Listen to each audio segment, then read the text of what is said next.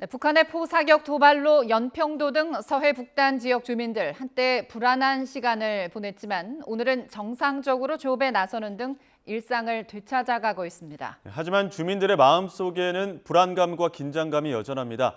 연평도에 취재기자 나가 있습니다. 강성옥 기자.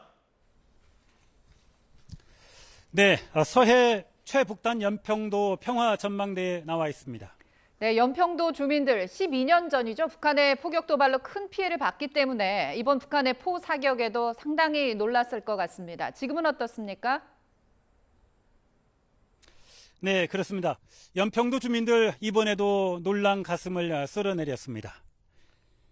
북한의 포사격 원점과 낙탄 지점에서 가장 가까운 연평도에는 당시 1시간여 동안 포사격 소리가 이어지고 일부 주택의 창문이 흔들리는 등 큰 불안감이 조성됐습니다. 연평도 통합 초중고교는 포사격이 시작되면서 수업 중이던 학생과 교사들이 지하 대피실로 긴급 대피하기도 했습니다. 당시 인근 서해상에서 조업 중이던 우리 여선 130여 척도 조업을 중단하고 귀향하기도 했습니다. 당시 연평도는 이처럼 팽팽한 긴장감과 불안감이 감돌았지만 지금은 어느 정도 평온한 일상으로 되돌아간 모습입니다. 이곳 평화전망대 아래 가까운 바다에는 우리 어선과 중국 어선들이 꽃게잡이를 하는 모습이 관측되고 있습니다. 우리 어선 30여 척, 그리고 북한 쪽 구역에는 중국 어선 10여 척이 관측되고 있습니다. 시청자 여러분들이 육안으로 보실 수는 없지만 남과 북의 실질적인 해상 경계선이죠. NLL로 불리는 북방 한계선이 그만큼 가깝게 그어져 있는 곳입니다. 서해는 요즘 꽃게잡이가 한창입니다. 보통 9월에서 11월까지 석 달 동안 이어지는데 어민들은 북한의 포사격 등의 도발로 조업에 차질이 빚어지지 않을까 걱정하고 있습니다. 스튜디오 앵커 나오십시오. 네, 연평도 서해 최북단 섬이기 때문에 북한군 동해안도 육안으로도 관측되는 곳인데 지금 보이는 상황은 어떻습니까? 네, 제 뒤로 가깝게 보이는 곳들이 바로 북한의 영토입니다. 화면의 왼쪽에 보이는 곳이 석도이고 그리고 장제도 그리고 갈도가 보입니다. 모두 북한의 해안가 포진지가 있는 곳입니다. 날씨가 좋은 날이면 북한의 포진지에서 포문이 열리는 등의 활동이 관측되기도 합니다. 북한의 연평도 포격 도발 이후 우리 군 당국이 북한군의 작은 움직임도 놓치지 않고 예의주시하는 지역이기도 합니다.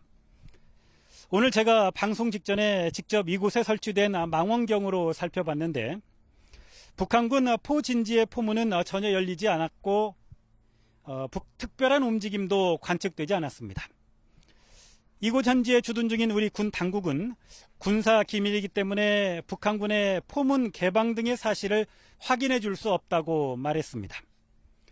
하지만 현지 주민들에 따르면 지난 14일 오후 북한이 서해상과 동해상에서 대규모 포사격을 한 이후 지금까지 특이 동향은 관측되지 않은 것으로 전해지고 있습니다. 유정복 인천시장이 오늘 아침 일찍 연평도를 찾았습니다. 만일의 사태에 대비해 민간인 대피시설도 둘러보고 군부대를 방문해 북한 도발에 대비한 철저한 안보태세를 당부하고 장병들의 노고를 격려했습니다. 유정복 시장과 직접 이야기 나눠보도록 하겠습니다. 네, 오늘 연평도에 들어와서 먼저 대피소를 방문했는데 유사시에 우리 주민들을 지키기 위한 대피태세가 완전히 잘 갖춰져 있었습니다.